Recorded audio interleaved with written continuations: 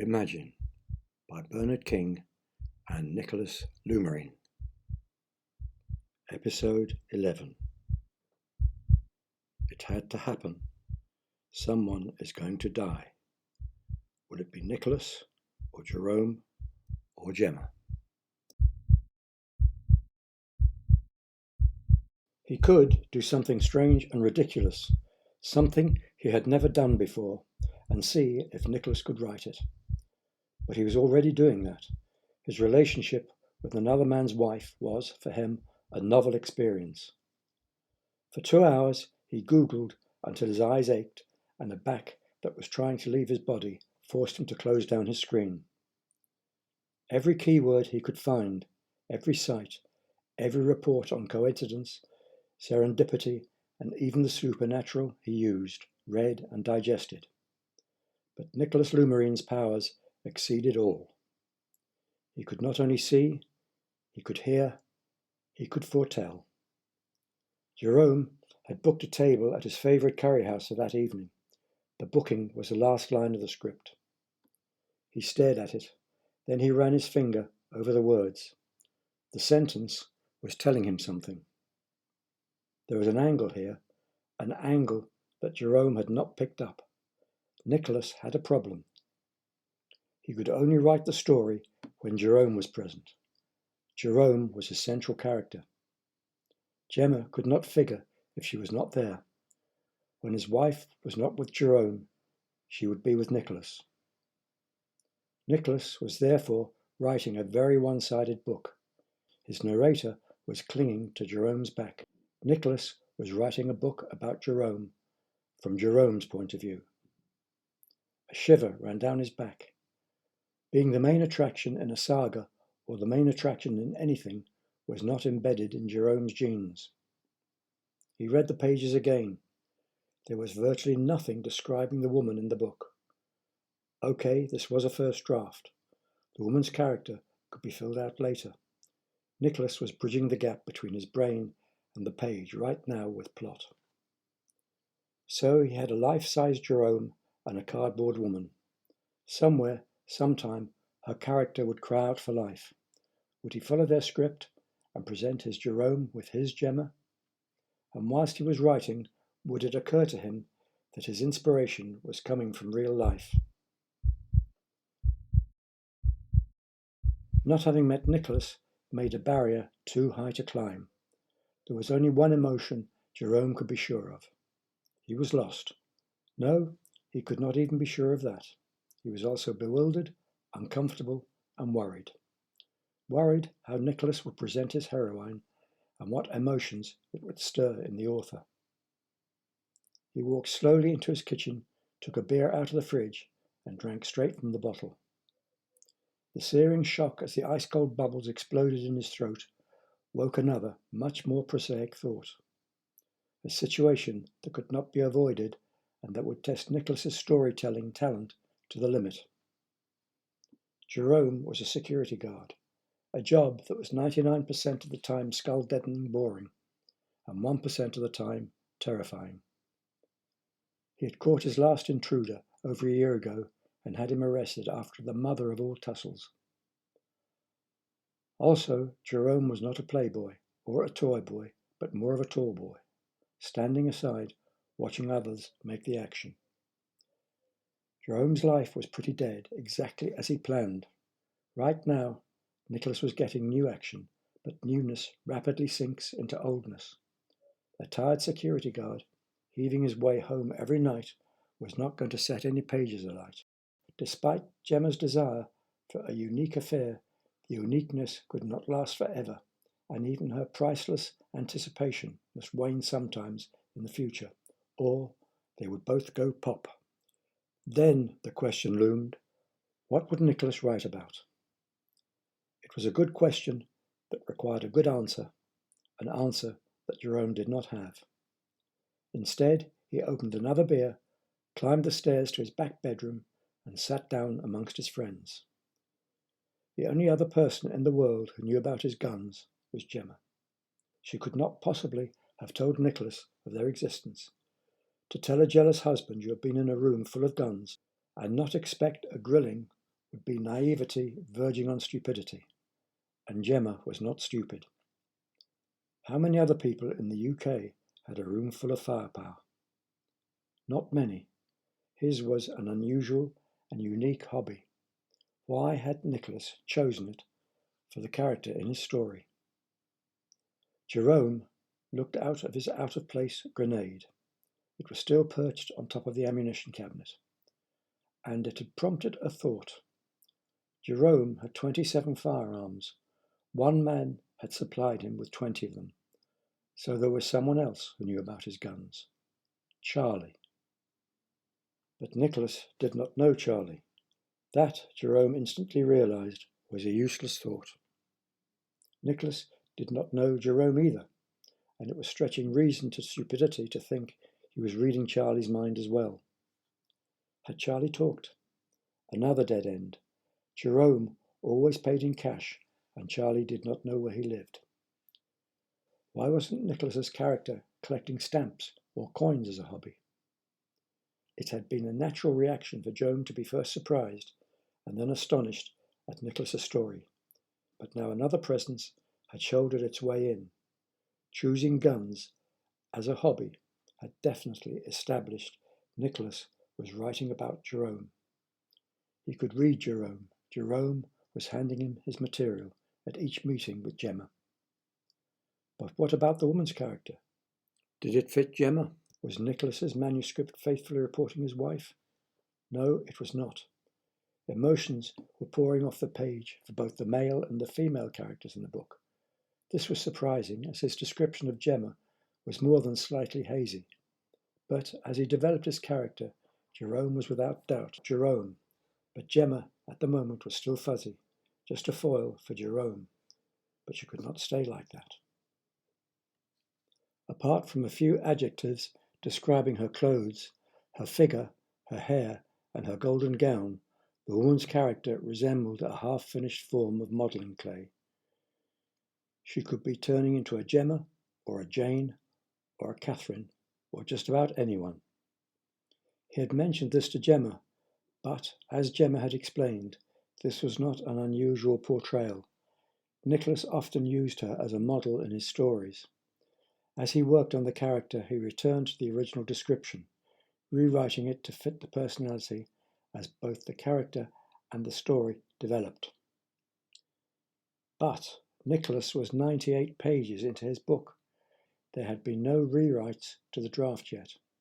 Obviously, he was happy with the characters as he saw them, or felt them, or lived with them. So the ill-built woman in the book was not a bother at the moment. There could also be a wrestling match taking place inside Nicholas's head. Maybe he had seen his wife as a woman. Maybe he was avoiding the character. Maybe. The barrier of bewilderment banged down, and Jerome ran out of maybes. Authors live with their characters when they are writing a book. Jerome had read it somewhere, and they had a huge sense of sadness when they left him at the end of the story. And this author certainly lived with one of his characters. Bang! Somewhere in the grey pulp filling the inside of his head, something connected. His chair rocked, almost toppling back as he shot upright. Startled, Jerome blinked. That could be it. Mind reading, ultra-sensory perception. They had lived together for 15 years. They had thought together, had moments of nearness both stifling and enthralling. They must have some sort of subconscious mental connection. Nicholas was reading his wife's mind. It was a unique idea, but there was a problem. Jemma had not been with him last week. There could be nothing on her mind connected with him, yet Nicholas had continued writing. Even if Jemma had been thinking of him, she knew nothing of his impromptu visit to the hairdresser or the curry evening. The circle of mystery remained intact, and even another beer, accompanied by an hour of hard thought, could not break it.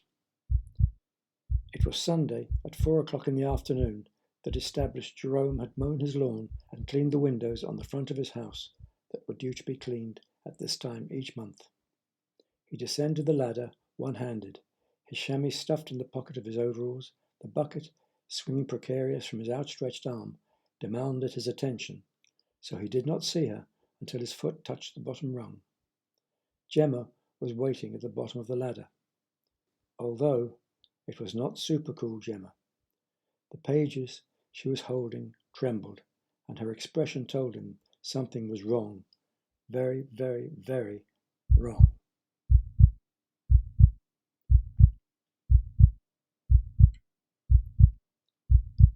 He read chapter 9. She had gone into the kitchen to make tea. She had to do something, she explained. Keep occupied, keep moving, anything to try and stop the nightmares her imagination was stirring up. Nicholas's story had not just moved on, it had exploded. The chill from the pages gripped Jerome. The details, the narrator explained, were still to be worked out. But the woman was to die, and her lover was to be punished. The scenes were written from the point of view of a jealous husband. Had Nicholas discovered their affair? The dialogue was a rant. Words, out of control, had been slapped on the page as they had been thought of. Nicholas had snapped. It was awful. Jemma brought the tea tray in. He was shaking with fury as he wrote. She placed the steaming mug before him. Quickly he took her hand, but nothing would stop her tremble. I walked in the middle. He looked up from his keyboard and yelled at her. "Are you having a fucking affair?" His scream was coloured with red-eyed fury. He was working on the woman's character, she explained, but his imagination kept coming back to her. Her character was the only one that he could type, the only one that fitted into the story. No matter how hard Nicholas tried, Jemma Lumarine clung to the pages. She had tried to find his source of inspiration, but like most writers, Nicholas did not wait for inspiration. That was for amateurs. He just pushed his brain through the mangle until it seeped out ideas. You cannot go back. He could hide her, protect her. Nicholas would never find her. "Hide me from what?" she said. Nicholas had not threatened her. In fact, he had hardly spoken after his outburst, satisfied, she assumed, with the death of the character. When he had finished the chapter, he just swallowed half a bottle of whiskey and staggered to bed behind a slurred good night. "He's writing a story, Jerome. He cannot know about us. Why he has this hang-up about this woman, I don't know. If our story as much as tickled the hair in his ears, I would have been beaten a long time ago." The hair stood up on the back of Jerome's neck. The all-seeing powers he had assumed were possessed by Nicholas. This latest take on the author suggests that perhaps Nicholas was a tool being used by Jerome's mental GPS switched off. Now they were approaching the supernatural. Fiction and reality were now embracing, spinning faster and faster into a single blur. Why? Jerome's thoughts had been revolving about the woman's character. Now it seemed at the same time as Nicholas's. Had they been triggering each other? Think, Jerome. First he wrote about what had happened. Then last week he wrote about what was happening, and just to you. He waited. She was ahead of him again. Now he is telling us what is going to happen.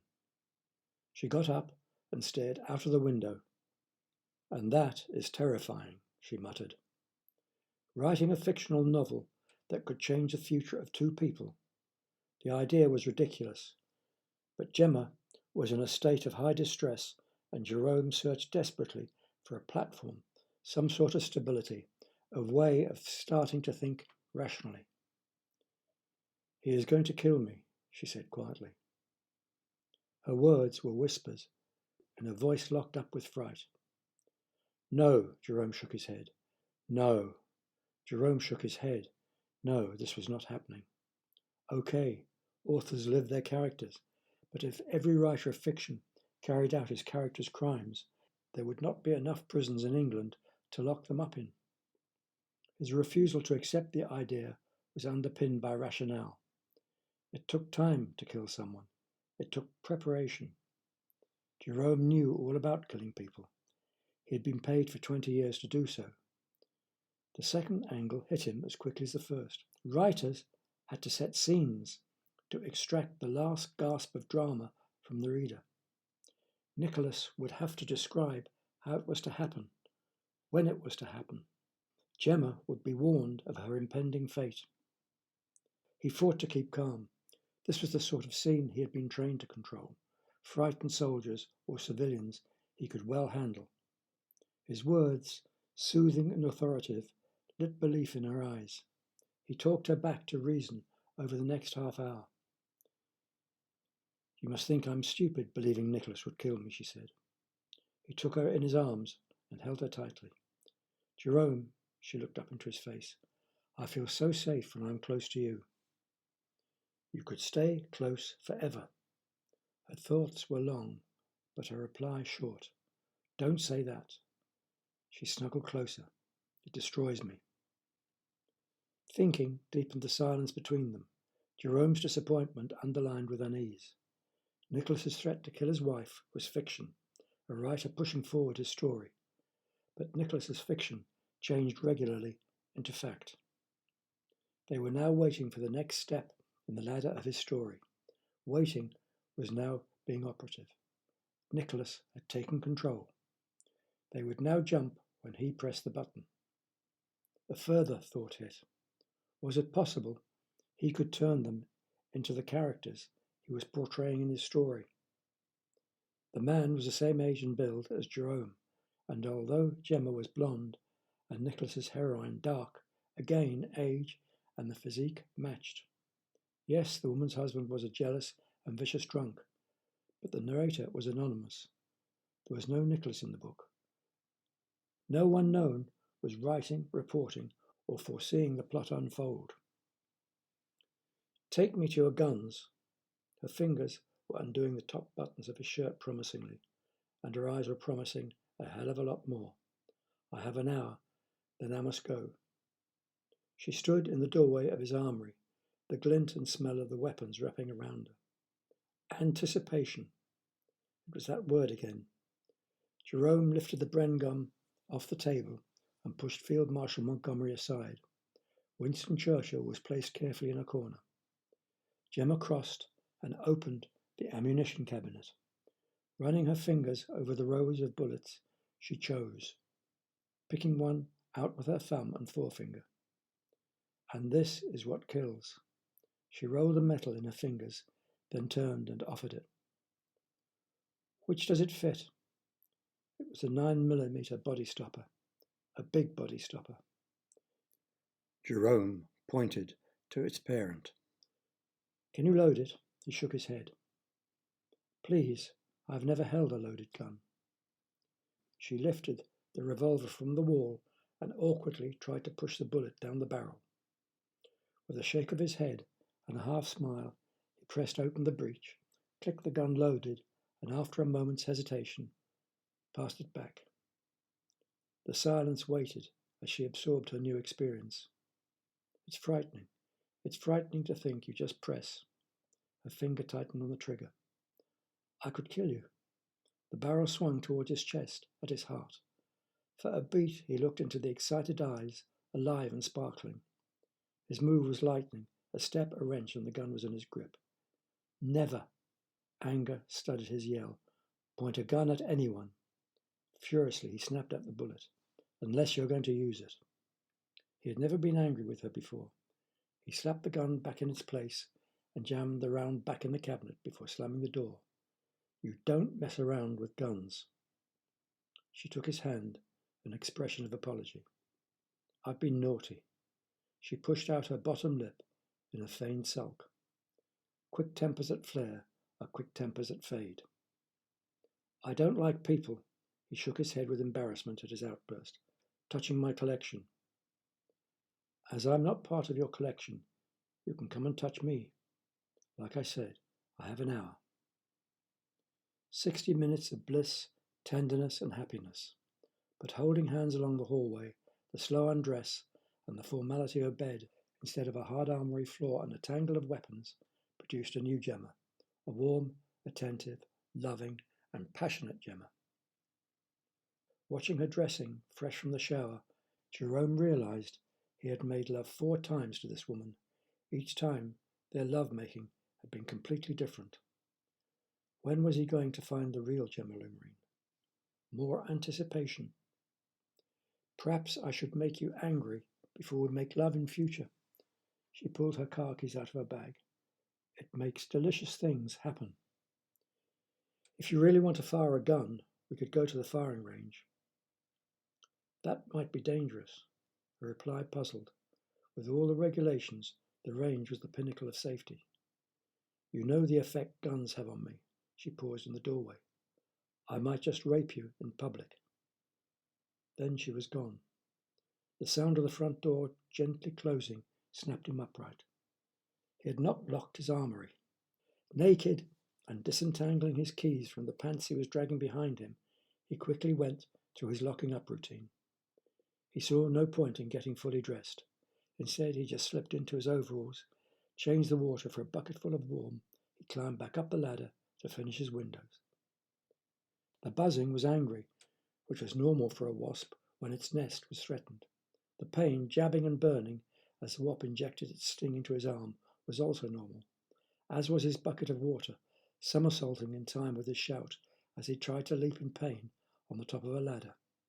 His feet slid on the outside of a ladder as he had been taught for a quick descent on an army course, to snatch tweezers from his bathroom to pluck out the wriggling organ, cursing himself for not wearing more clothing. With his arms still pulsing from the poison, his actions were automatic. Running rapidly through his security routine, within seconds he was back in his armory. In one corner lay his webbing collection, large packs, small packs, belts, gaiters, bayonet sprogs, and ammunition pouches, all shining dully and in pristine condition.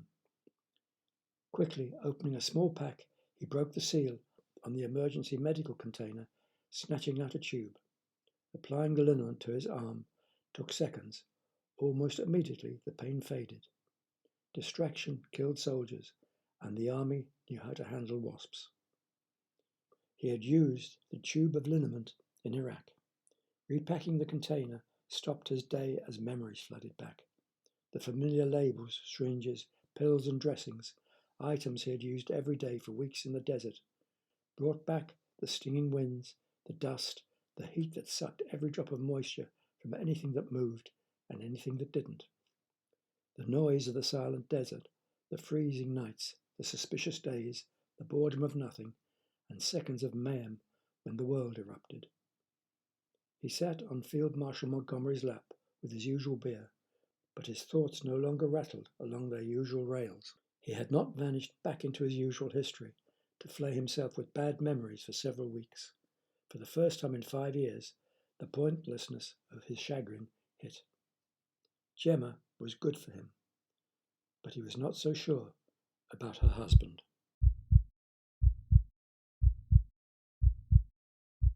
Listen to the next episode of Imagine in 2 weeks.